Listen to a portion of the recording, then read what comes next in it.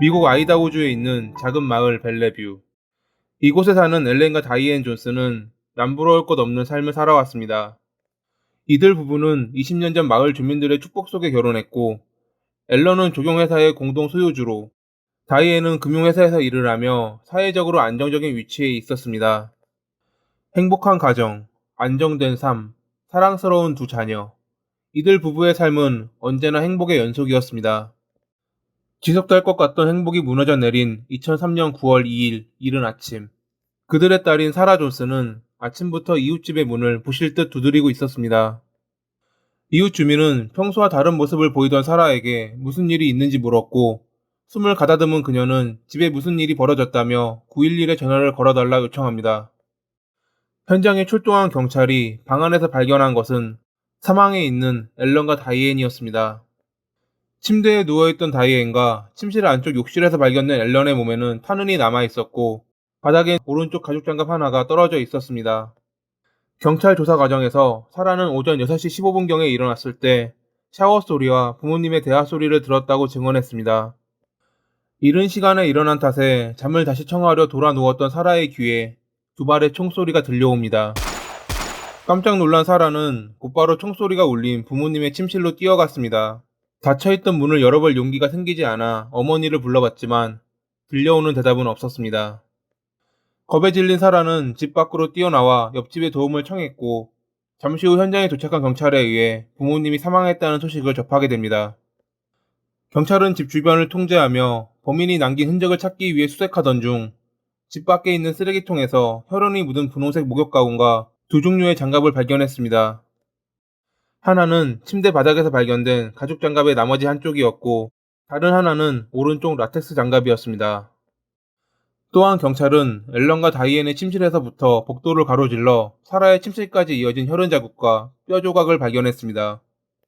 처음에 사라는 부모님의 침실 문은 열려있지 않았고, 어머니를 불러보았지만 아무런 대답이 없자 겁에 질려 집을 뛰쳐나왔다 밝혔습니다. 하지만 현장을 둘러본 전문가는 범인이 앨런과 다이앤의 침실 문이 열린 상태에서 범행을 저질렀고, 그 시기에 사라의 방문 역시 열려 있었다 주장합니다. 그도 그럴 것이, 문이 닫힌 상태로 범행이 일어났다면 문과 문틀까지 튄 혈흔이 이어진 모습으로 존재해야 하는데 현장은 그러지 않았던 겁니다. 게다가 사라의 방문 안쪽에서 발견된 뼈 조각은 범행 당시 앨런과 다이앤의 방문이 열려 있으면 물론이고 사라의 방문 역시 열려 있었다는 것을 의미합니다. 아니면 범인이 문을 열고 범행을 저지른 뒤 사라가 오는 것을 보고 곧바로 문을 닫았던 것일까요? 하지만 이것 말고도 사라는 무언가 수상한 점이 많았습니다. 쓰레기통에서 발견된 분홍색 목욕 가운을 사라에게 보여주자 그녀가 한 첫 마디는 "저는 범인이 아니에요 였습니다. 당시까지는 아무도 사라를 의심하지 않았습니다. 하지만 현장 상황과 그녀의 앞뒤가 맞지 않는 답변에 경찰은 그녀를 신문합니다. 신문 과정에서 그녀는 부모님의 침실 문이 약간 열려 있었던 것 같다며 말을 바꿨고, 범인이 최근 도둑질을 해서 해고된 가정부라 주장했습니다. 외부 침입의 흔적이 없었던 집, 지속적으로 말을 바꾸는 사라. 경찰은 사라를 의심했지만 그녀는 자신은 아무것도 모른다며 침묵했습니다. 그러던 중 다이앤이 소유한 게스트하우스의 지하 차고에서 한 자루의 총이 발견됩니다. 범행에 사용된 총이 분명했습니다. 총은 다이앤이 소유한 게스트하우스에서 살던 멜 스피글스의 총으로 밝혀졌고, 경찰은 그를 신문했지만 그에게는 알리바이가 있었습니다. 노동절 주말 동안 집을 비웠던 멜은 총을 옷장에 보관했었는데 집에 돌아오니 누군가 훔쳐갔다 밝혔습니다. 멜에게 총이 있다는 것을 알고 그의 집을 몰래 들어갈 수 있는 인물, 다이앤이 가진 게스트하우스의 보조키를 몰래 훔칠 수 있는 인물, 사라였습니다.